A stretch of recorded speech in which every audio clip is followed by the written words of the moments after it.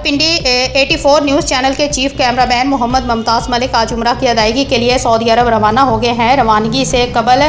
सफ़ीरोंस restaurant के chief executive Chaudhry Khalid Mahmood, मरकज़ी अंजुमन ताजरान के प्रेसिडेंट मलिक अरशद अवान, मुमताज़ कानूनदान सरदार हमायूं ताज ऑफ राजर पख्तून, अमन कमेटी के सदर लाला महमूद खान बंगश, साबका मेंबर कंटोनमेंट वार्ड 5 अलहाज खालिद महमूद भट्ट,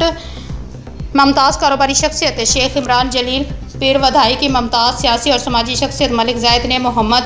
मुमताज़ मलिक के एजाज़ में इशाइया दी है। इस मौके पर 84 होने चैनल के चीफ एग्जीक्यूटिव मुनव्वर हाशमी और उनकी पूरी टीम ने मुबारकबाद दी और मोहम्मद मुमताज़ मलिक ने तमाम दोस्तों का शुक्रिया अदा किया।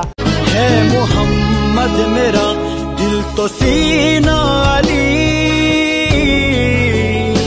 मेरे जीने का वाहिद करीना अली, दीन इस्लाम का है नगीना अली, हक़ की मंज़िल का